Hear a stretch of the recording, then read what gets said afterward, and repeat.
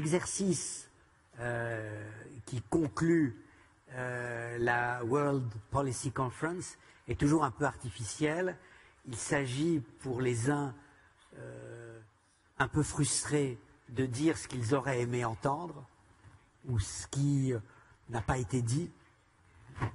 Il s'agit pour les autres, ils ont préparé quelque chose bien à l'avance et donc ils ne réagissent pas à ce qui a été dit précédemment.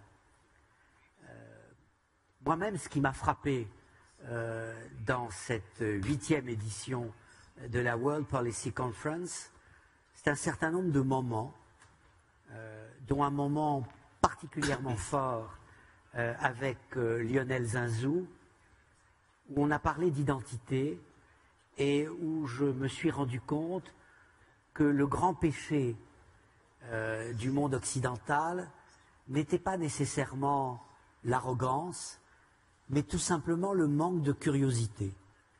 Nous ne nous intéressions pas à l'autre. Nous n'avions pas la curiosité de savoir comment des cultures pouvaient s'être formées à travers l'histoire. Et Lionel Zinsou nous a invités à, de manière très brodélienne, à prendre le temps long de l'histoire et à retrouver les empires qui sont les clés de l'explication des problèmes auxquels nous faisons face aujourd'hui. Il y a eu un débat sur la guerre, on y reviendra grâce à Renaud Girard, un peu sémantique, puisque nous avons été, bien entendu, dans cette édition, dominés légitimement par la tragédie de Paris, qui a donné, pour reprendre l'expression de Thierry de Montbrial, une gravitas à notre réunion que, bien entendu, nous ne souhaitons pas retrouver, mais qui était là et qui a modifié le ton du débat en profondeur. Et ce qui m'a frappé, c'est que, au fond, ce à quoi nous assistons n'a rien à voir avec les guerres mondiales du XXe siècle. Même le mot guerre est contestable. Mais c'est un phénomène lié à la mondialisation. Et ce à quoi nous avons assisté, c'est la mondialisation des actes de guerre. De l'Europe à l'Afrique, en passant par l'Asie, comme nous l'a rappelé notre intervenant indien dans le débat sur la sécurité en Asie. Comment réagir?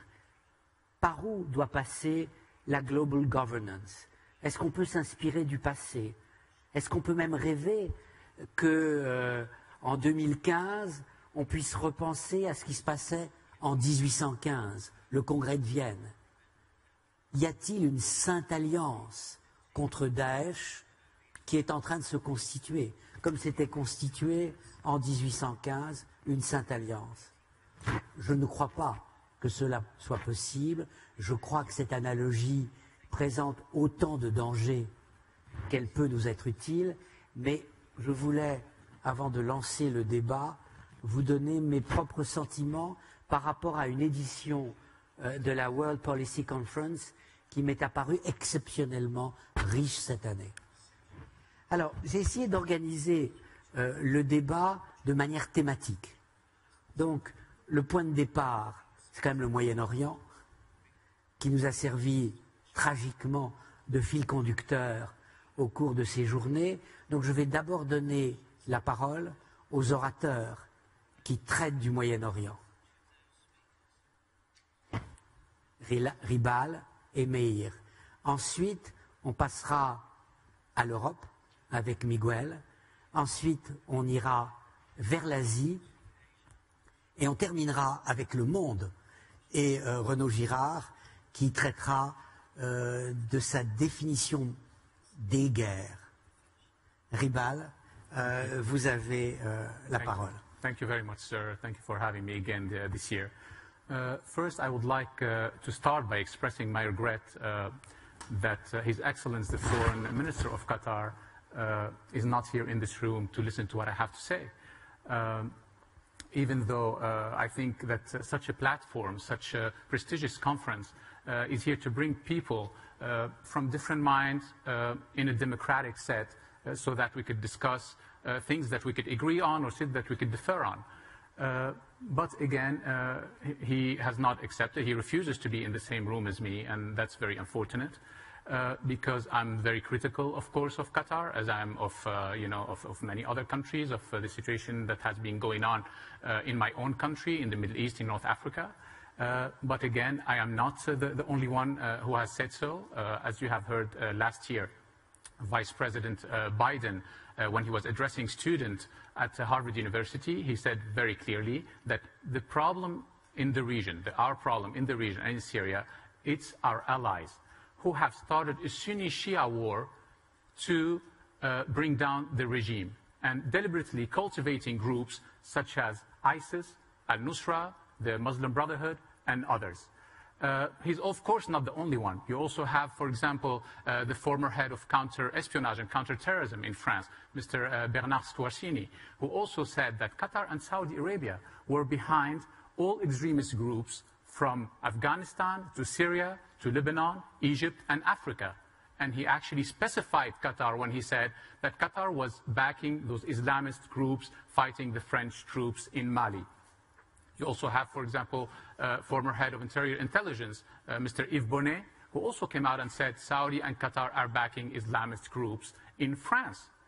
And the last one, I think, I don't know if you've heard last year, again, Sir Malcolm Rifkind, who was the former chairman of the UK Parliament's Security and Security Committee, who came out and said that Qatar was behind those terrorist groups and that Qatar had to choose their friend carefully or live with the consequences. And I would like to ask, where are those consequences? This is very important for us today because it brings me to what happened, the sad terrorist attacks that happened terrible terrorist attack that happened in Paris just last week.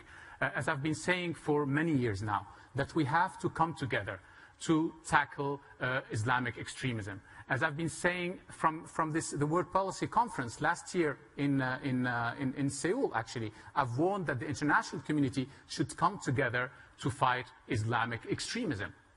A day before the terrorist attack in Paris, I was speaking at the World Affairs Councils of America, and I've said that we cannot sit by and watch those terrorists, go over doing whatever they want. And that terrorist attack that happened on the Russian plane was not the only one or the last one, that more are going to come. And sadly, we have seen what happened. It again saddens me that we had to wait for an incident so terrible as the one that happened in Paris for the international community to come together and decide that they should work together to go fight ISIS. But please don't take me wrong. We are not after the brand name here. We should not be after the brand name. ISIS is only a brand. We should go after the underlying ideology and after all groups who share the same perverted, poisonous ideology. They may be Al-Nusra, they may be Ahrar Sham, they may be the Muslim Brotherhood. They are not different one from another. They all share the same poisonous ideology. Unfortunately, this has been ignored, and we have heard lately some of our allies, including Qatar, that they have been trying to promote Al-Nusra and to propose that we should back Al-Nusra to fight ISIS. You know, we have had, for example, Mr. Charles Lister from the Brookings Institute in Doha, or Ms. Lina Khatib from the Carnegie Endowment, who were saying that we should support Al-Nusra to fight ISIS.